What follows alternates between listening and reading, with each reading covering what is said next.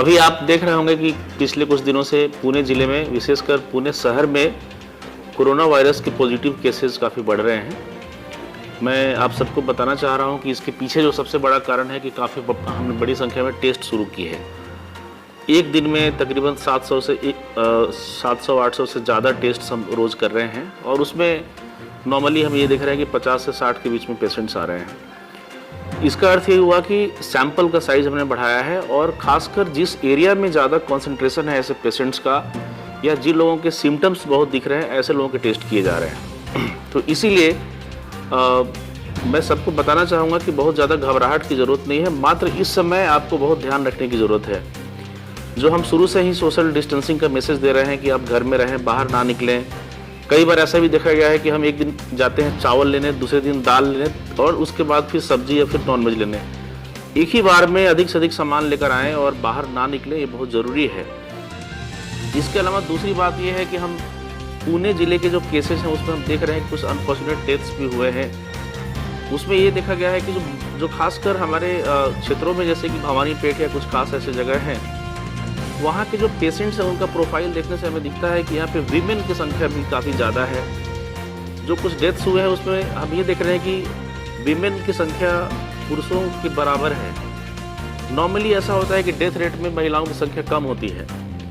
इससे ये सिद्ध होता है कि लोग अपना रोग दबा रहे हैं या फिर जब तक सीरियस नहीं होता तब तक वो बाहर नहीं जाते। मैं सबसे अपील करना चाहता हूँ कि आप बिल्कुल अपना रोग ना दबाएं। अगर आपको कुछ भी फीवर, ड्राई कफ, ब्रेथलेसनेस, ये सब बहुत बाद के सिम्टम्स है, उसके पहले अगर आपको बहुत ज़्यादा कुछ वैसा लगे कि भूख नहीं लग रही है या फिर आपको थकावट महसूस हो रही है या फिर मामूली बुखार है, वो ऐसा समय है कि जिस समय आप जाकर डॉक्टर से मिलें। कोई भी लक्षण आपका गंभीर हो उतना दिन तक इंतजार ना करें, ये बहुत ज़रूरी है। महापालिका ने कई जगहों पे नए फ्लू क्लिनिक्स स्टार्ट किए हैं और आप जाकर अपना चेकअप कराएं। ये बहुत सबसे जो आज हमारे लिए ज़रूरी है, ये बात है।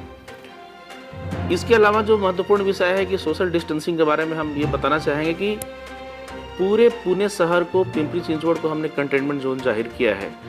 कुछ जो खास एरिया है जहाँ पे केसेस ज़्यादा है, वहाँ तक ये भी ऐसे नियम बनाए हैं कि वहाँ पे आपको सब्जी या जो बहुत ज़रूरी जो सामान है वो भी शायद आपको थोड़े दिनों के लिए नहीं मिलेगा। इसका अर्थ ये हुआ कि हमें किसी भी तरीके से जो वायरस का स्प्रेड है उसका चेन ब्रेक करना है, जिसमें हमारा सहकार्य करें।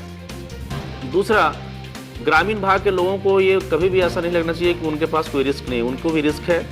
सरकार ने खेती करने के लिए जो भी हमारे प्री एग्रीकल्चर एक्टिविटी है, प्री मानसून या खरीफ सीजन के लिए जो हम काम करते हैं, उसके लिए आपको इजाज़त दी गई है। इसका अर्थ ये हुआ कि आप अपना ट्रैक्टर या फिर जो भी वाहन है उसका इस्तेमाल कर सकते हैं, घर से बाहर जा सकते हैं। लेकिन ये करते समय आप सावधानी रखें और ये ना समझें कि गांव में कोई रिस्क नहीं है। गांव में भी रिस्क है। आपने देखा होगा कि शहर के साथ साथ ग्रामीण भागों में भी काफ़ी केसेस पाए गए हैं। तो जो हमारे ग्रामीण भाग के सभी नागरिक हैं, उनसे मेरी विशेष विनती है कि आप बहुत सावधानी के साथ अपना काम करें। इसके अलावा उद्योग के बारे में एक जो बहुत ही महत्वपूर्ण सूचना मैं देना चाहूँगा कि बाहर की जितने भी इंडस्ट्रीज हैं, जो कि चाकन हो, रांजनगांव हो या फिर कोई भी ऐसा औद्योगिक क्षेत्र, आप बेसिकली अपना काम शुरू कर सकते हैं नियम के अनुसार, लेकिन अपने लेबर, अपने वर्कफोर्स को अपने साथ रखना पड़ेगा। उनको किसी भी हालत में पिंपरी चिंचवड़ या पुणे शहर के अंदर आने जाने की इजाज़त नहीं है। ये नियम बिल्कुल सोच समझ कर बनाया गया है। ये सब खास बातें हैं। अभी पुणे जिस दौर से गुजर रहा है उसमें हर हालत में प्रशासन के साथ हर व्यक्ति का सहकार्य बहुत ही ज़रूरी है। मैं जिलाधिकारी के रूप में सबसे एक बार विनती करता हूँ कि आप ये संकल्प लें कि जो भी प्रशासन आपको निर्देश दे रहा है उसको निभाने में आप हमारा साथ देंगे। धन्यवाद।